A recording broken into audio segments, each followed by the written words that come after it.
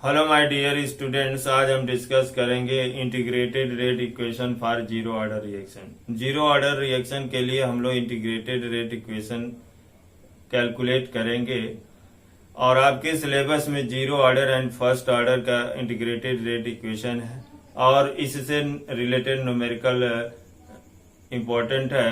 तो आइए सबसे पहले हम जीरो ऑर्डर रिएक्शन क्या है उसको समझ लेते हैं। Zero order reaction. Zero order reaction क्या होता है? जीरो ऑर्डर रिएक्शन में rate of reaction does not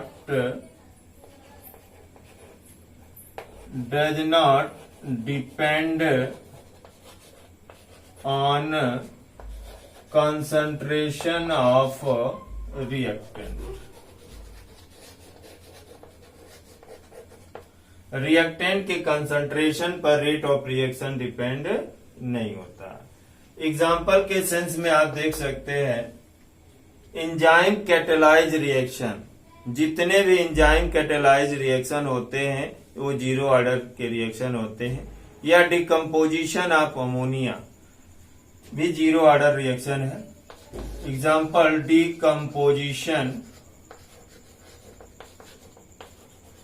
of ammonia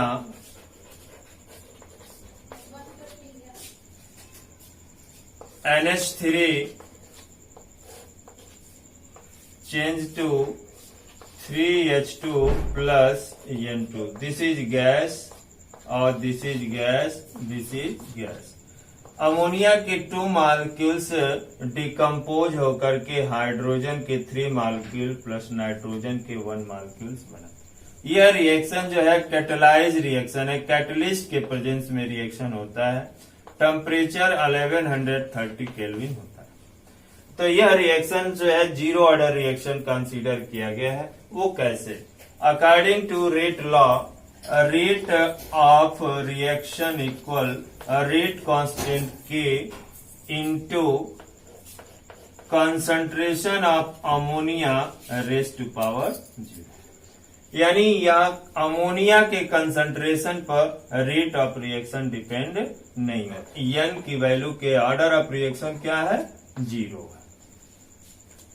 यानी rate equal rate constant K raise to power 0 यानी क्या हो गया? 1। यानी इसकी any quantity has raise to power 0 known as unity, उसको यूनिटी कहते हैं। तो इस तरह से ये जीरो ऑर्डर रिएक्शन है। इस जीरो ऑर्डर रिएक्शन के लिए हम इंटीग्रेटेड रेट इक्वेशन कैलकुलेट करने जा रहे हैं और इस रिएक्शन को कैलकुलेट करते समय कुछ इंपॉर्टेंट पॉइंट्स भी बताऊंगा जो न्यूमेरिकल से रिलेटेड होगा।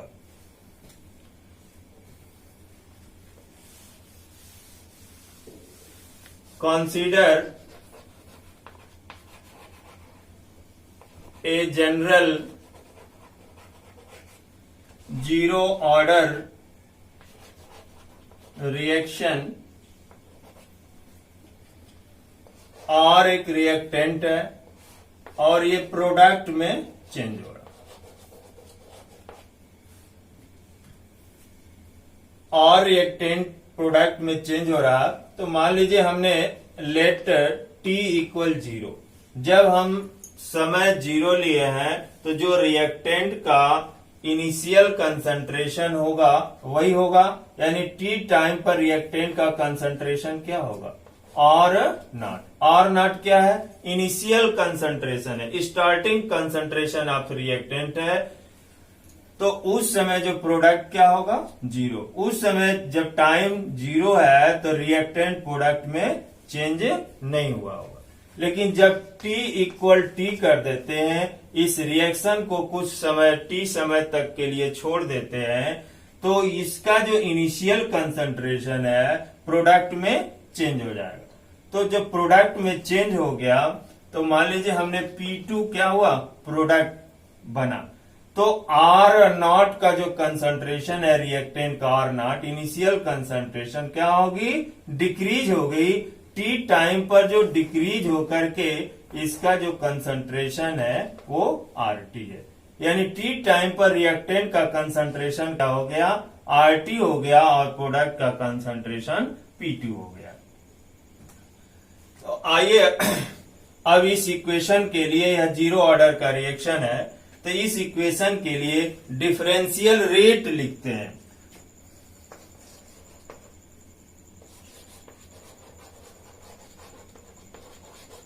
डिफरेंशियल रेट क्या हो जाएगा, रेट इक्वल रिएक्टेंट के टर्म में लिखेंगे तो माइनस डी आर का कंसंट्रेशन अपॉन डी टी। ये जो है डिफरेंशियल रेट है इस रिएक्शन के लिए, तो इस रिएक्शन को हम इक्वेशन नंबर 1। इसी तरह से रेट लॉ लिखते हैं इस इक्वेशन के लिए, रेट लॉ यानी एक्सपेरिमेंटल रेट लिखते हैं। तो रेट लॉ जब हम लिखेंगे वो क्या होगा, रेट इक्वल रेट कांस्टेंट के का कंसंट्रेशन रेज टू पावर 0। क्योंकि ये जीरो ऑर्डर रिएक्शन है, जो rate of reaction does not depend upon the concentration of reactant. तो ये आपका जो है सेकेंड यानी सेकेंड इक्वेशन कंसीडर कर लेते हैं। अब ये जीरो पावर है तो ये यूनिटी हो गया, यानी यह जो है k इंटू 1 हो जाएगा, यानी रेट इक्वल क्या हो गया, rate equal rate constant k। अब इस इक्वेशन को कंपेयर कर देते हैं। इस इक्वेशन के लिए रेट डिफरेंशियल रेट ये है और इस इक्वेशन के लिए रेट लॉ क्या है, इस तरह से एक्सपेरिमेंटल रेट है, और दोनों ही एक ही रिएक्शन के लिए हैं, तो दोनों ही रेट क्या होंगे, इक्वल होंगे। तो आइए इस इक्वेशन को हम इक्वेट कर दे रहे हैं। माइनस डी आर का concentration upon D T equal के स्मॉल के। ये जो है आपका डिफरेंशियल रेट इक्वेशन भी कह सकते हैं इसको। अब इस इक्वेशन को हम इंटीग्रेट कर दे रहे हैं, integrating both side of above equation. इस इक्वेशन को जो है हम हिट कर दे रहे हैं, तो अब इस माइनस साइन का जो है हम इनटू कर दे रहे हैं दोनों साइड, तो आपका ये पॉजिटिव हो जाएगा, ये टर्म क्या हो गया, माइनस हो गया। और साथ में हम रीअरेंज भी कर दे रहे हैं, dt को यहां कर दे रहे हैं, तो आपका हो गया डी आर का कंसंट्रेशन इक्वल माइनस के डी टी। अब इस इक्वेशन को हम क्या कर देते हैं, इंटीग्रेट कर देते हैं। इंटीग्रेशन करेंगे और ये डिफरेंशियल टर्म का अपोजिट क्या होता है, इंटीग्रेशन, बट इसमें लिमिट लगाना है। जो डिफरेंशियल रेट क्या होता है, one quantity change to other quantity, तो ये टाइम के रेस्पेक्ट में रिएक्टेंट का कंसंट्रेशन चेंज हो रहा है। तो हम इस रिएक्शन को, डिफरेंशियल रेट को जो है हम टाइम के रेस्पेक्ट में इंटीग्रेट कर दे रहे हैं विथ रेस्पेक्ट टू कंसंट्रेशन। तो टाइम t इक्वल 0 है, तो उस समय रिएक्टेंट का जो है कंसंट्रेशन क्या है, R नॉट। जब टाइम इक्वल t है, यानी t इक्वल t हो गया, t समय के लिए इस रिएक्शन को प्रोसीड कर देते हैं, तो रिएक्टेंट का कंसंट्रेशन किसमें चेंज हो जाता है, t टाइम पर RT हो जाता है। तो ये आपका इस रिएक्शन का क्या हो गया, लिमिट हो गया। इस इंटीग्रेशन को कंप्लीट इंटीग्रेशन कहते हैं या डेफिनिट इंटीग्रेशन के नाम से जानते हैं। तो आइए हम इसको इंटीग्रेट कर दे रहे हैं, यानी इंटीग्रेशन की साइन डिफरेंशियल से कैंसिल कर सकते हैं, ये अपोजिट है एक दूसरे को। तो आपका क्या हो गया, एक यहाँ पर इंटीग्रेशन है आपका dx का इंटीग्रेशन हमने आपको फार्मूला बताया कि dx का इंटीग्रेशन करेंगे तो आपका क्या हो जाएगा x, dx का इंटीग्रेशन करने पर क्या होता है x, और लिमिट लगा देंगे तो x हो जाएगा। लिमिट नहीं लगाते हैं तो एक इंटीग्रेशन कांस्टेंट लगाते हैं c या i लिखते हैं, बट यहाँ लिमिट है तो ये c कंसीडर नहीं करेंगे। तो dr का जो इंटीग्रेशन करेंगे तो आपका क्या हो जाएगा r हो जाएगा। अब इस r का लिमिट जो लगा देंगे, change in concentration of reactant R0 से RT तक, R0 टू RT इक्वल, अब इस साइड का इंटीग्रेशन करते हैं तो कांस्टेंट का इंटीग्रेशन नहीं होता है तो इसको बाहर कर लेंगे, तो माइनस के और dt का इंटीग्रेशन करेंगे तो आपका क्या हो जाएगा, t का इंटीग्रेशन क्या हो जाएगा, लिमिट dt का इंटीग्रेशन t हो जाएगा और इसका लिमिट क्या से है, t इक्वल 0 टू t तक है। अब जो है हमने बताया कि upper limit minus lower limit करते हैं, तो r की जगह एक बार अपर लिमिट रखेंगे फिर माइनस लोअर लिमिट, तो उस तरह से इसको सॉल्व करेंगे तो r t के कंसंट्रेशन माइनस R0 के कंसंट्रेशन इक्वल माइनस के, अब इसका क्या हो जाएगा, अपर लिमिट t माइनस 0। इस तरह से आपका फॉर्मूला हो गया RT का कंसंट्रेशन t टाइम पर रिएक्टेंट का कंसंट्रेशन माइनस R0 0 टाइम पर रिएक्टेंट का कंसंट्रेशन इक्वल माइनस के t। अब इस इक्वेशन को हम रीअरेंज कर दे रहे हैं। अब ये रीअरेंज क्यों कर रहे हैं मैं आगे चल के बताऊंगा, क्योंकि इस इक्वेशन को स्ट्रेट लाइन इक्वेशन से कंपेयर करेंगे। तो आइए हम आर टी इक्वल माइनस के टी प्लस आर नॉट, ये जो है आपका जीरो ऑर्डर रिएक्शन के लिए इंटीग्रेटेड रेट इक्वेशन है। अब इसको हम स्टार बना दे रहे हैं, ये इंपॉर्टेंट पॉइंट्स है फॉर जीरो ऑर्डर रिएक्शन के लिए। ये क्या है, इंटीग्रेटेड रेट इक्वेशन है फॉर जीरो ऑर्डर रिएक्शन के लिए। ये जीरो ऑर्डर रिएक्शन के लिए इंटीग्रेटेड रिएक्शन, यह रिएक्शन जो है सभी जीरो ऑर्डर रिएक्शन के लिए कॉमन होते हैं।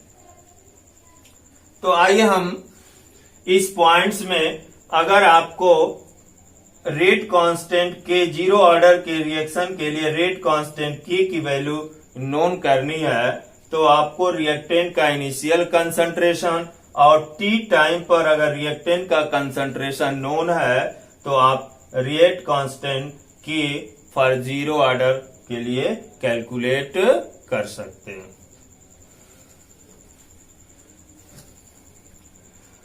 अब हम कुछ पॉइंट्स बताते हैं, पॉइंट्स नोट कर लीजिए। This equation, first point, this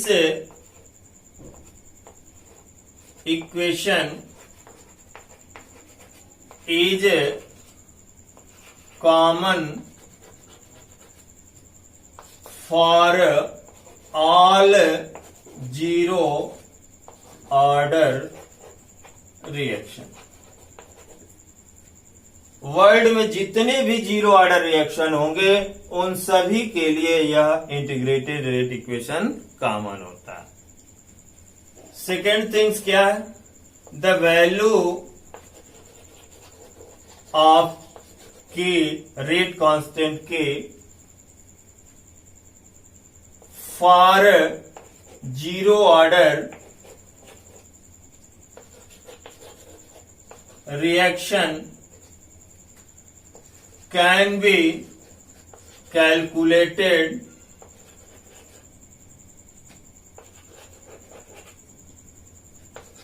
by knowing value of R naught and R T at time T। T time पर RT की वैल्यू नोन है और इनिशियल कंसंट्रेशन रिएक्टेंट का नोन है, तो रेट कांस्टेंट K की वैल्यू अब जीरो ऑर्डर रिएक्शन के लिए कैलकुलेट कर सकते। और जो थर्ड पॉइंट्स, जो वेरी इंपॉर्टेंट पॉइंट्स है, this equation can be compare with a straight line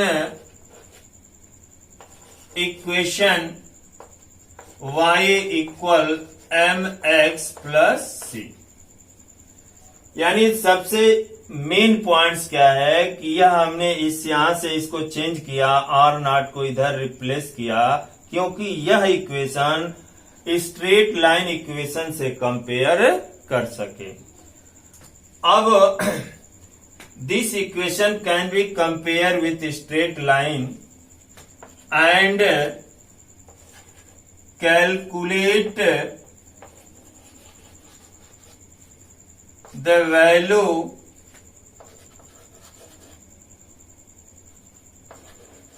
of rate constant K plotting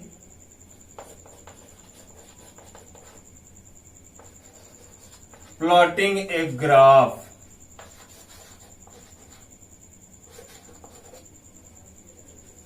between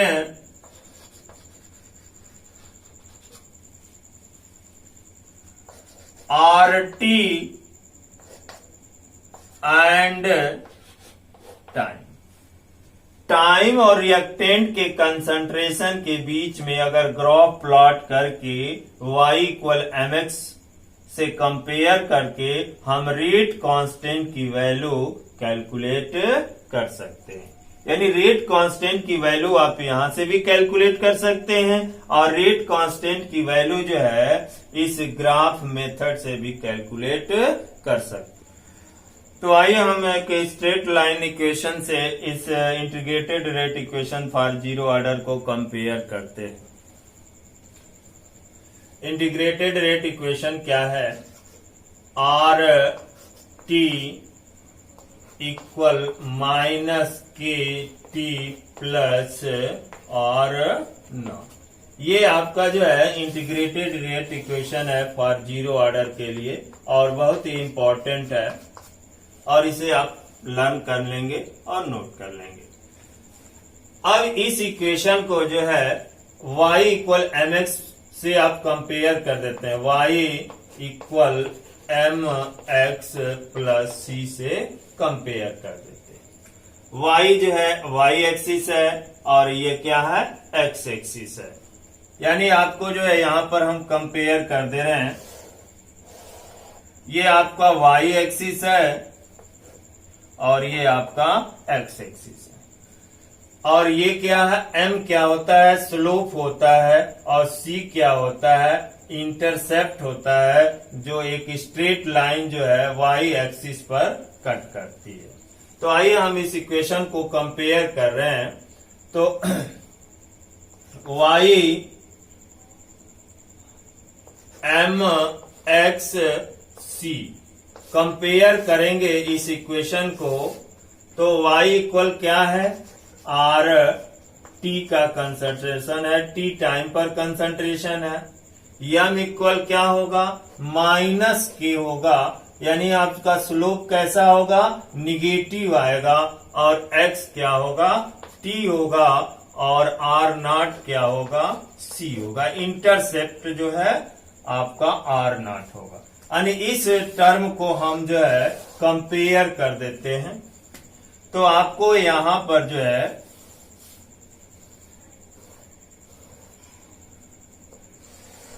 यानी ये y एक्सिस को हम RT मान लेंगे। यह जो है RT का कंसंट्रेशन है, T टाइम पर कंसंट्रेशन है। और x एक्सिस को हम T कंसिडर करते हैं, T टाइम है। तो आपका जो है T वर्सेस टाइम के वर्सेस कंसंट्रेशन की चेंजिंग के लिए ग्राफ प्लॉट करेंगे।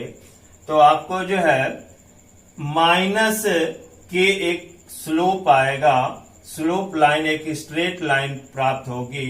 इन दोनों के बीच अगर ग्राफ प्लॉट करते हैं स्ट्रेट लाइन इक्वेशन से, तो एक स्ट्रेट लाइन ऑब्टेन होगी। उस स्ट्रेट लाइन का जो स्लोप होगा वो माइनस होगा। अब वह स्ट्रेट लाइन y एक्सिस पर यानी RT एक्सिस पर आपको R नॉट पर इंटरसेप्ट करेगी। यानी यहां जो वैल्यू अगर हम सपोज कर लेते हैं कि ये R नॉट है आपकी वैल्यू, तो यहां से वैल्यू इस तरह से कट करेगी। यानी ये आपका जो स्लोप होगा यम होगा वो क्या होगा, माइनस के होगा। स्लोप इक्वल माइनस के। और ये क्या होगा, t इक्वल 0, टाइम 0 है तो आपका रिएक्टेंट का कंसंट्रेशन, इस इक्वेशन में t इक्वल 0 रख देते हैं तो RT का कंसंट्रेशन इक्वल R नॉट, यानी इनिशियल कंसंट्रेशन आपका ये हो जाएगा। अब जो है टाइम t कर देते हैं। अगर यहाँ पे टाइम t करते हैं, यानी अब इस पॉइंट्स को अगर हम जाने, इस कोऑर्डिनेट पॉइंट्स का कोऑर्डिनेट जानना चाहते हैं, तो इस पॉइंट्स पर जो है आपका x एक्सिस क्या है, 0 है। केवल y एक्सिस का ही ये पॉइंट है इधर की ओर। तो अब यहां पर हम क्या कर देंगे, t इक्वल 0 कर देंगे। यहां पर t इक्वल 0 करते हैं तो आपका क्या हो जाएगा, t इक्वल 0 करने पर RT की जो वैल्यू यानी इस एक्सिस की जो वैल्यू होगी वो R नॉट होगी। यानी आपका एक कोऑर्डिनेट क्या होगा, R नॉट होगा, और दूसरा कोऑर्डिनेट क्या होगा, t इक्वल 0, यानी आपका जो है 0 होगा। x एक्सिस क्या होगा, 0 होगा। ऐसे इस पॉइंट्स पे दो आपको कोऑर्डिनेट मिलेंगे। एक जो पॉइंट्स क्या होगा 0 और दूसरा पॉइंट्स क्या होगा, R नॉट होगा। y एक्सिस आपका ये होगा और x एक्सिस 0 होगा।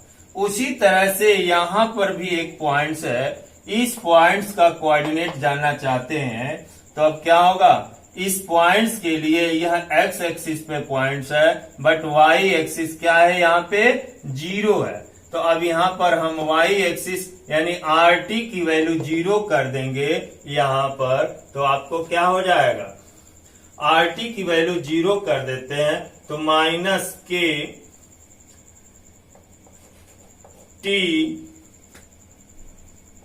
Plus R not. तो इसको रिप्लेस कर देते हैं तो आपको क्या हो जाएगा,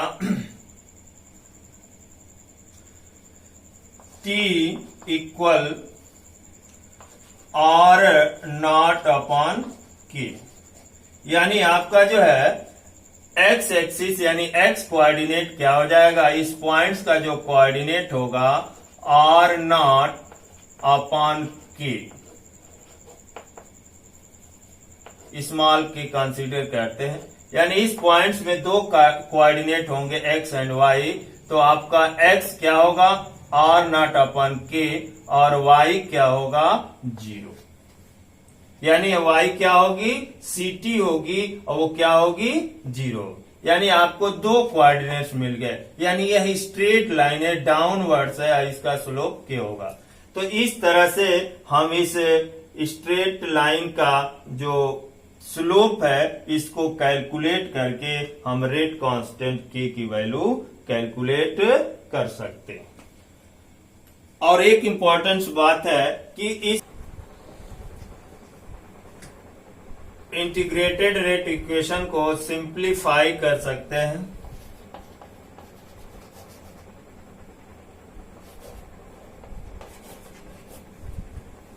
अब इसको हम सिंप्लीफाई कैसे कर सकते हैं, इस वैल्यू को इधर चेंज कर लेते हैं और इस वैल्यू को इधर कर देते हैं, तो आपका क्या हो जाएगा K T equal small K T equal R naught minus R T.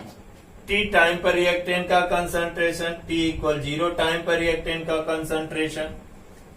आपका ये इक्वेशन मिला। अब ये जो है हम टी इक्वल या रेट कांस्टेंट के इक्वल कर लेते हैं, तो आर नॉट के concentration minus R T upon T हो जाएगा। क्या हो जाएगा? टी। तो यह एक सिंपल इक्वेशन है जिसमें हमें जीरो ऑर्डर रिएक्शन के लिए रेट कांस्टेंट और इनिशियल कंसंट्रेशन टी टाइम पर कंसंट्रेशन और टी टाइम पर यह एक रिलेशन मिल गया। इससे आप न्यूमेरिकल कैलकुलेट कर सकते हैं। अब यहां पर जो हम टाइम और रेट कांस्टेंट के बीच अगर रिलेशन देखते हैं,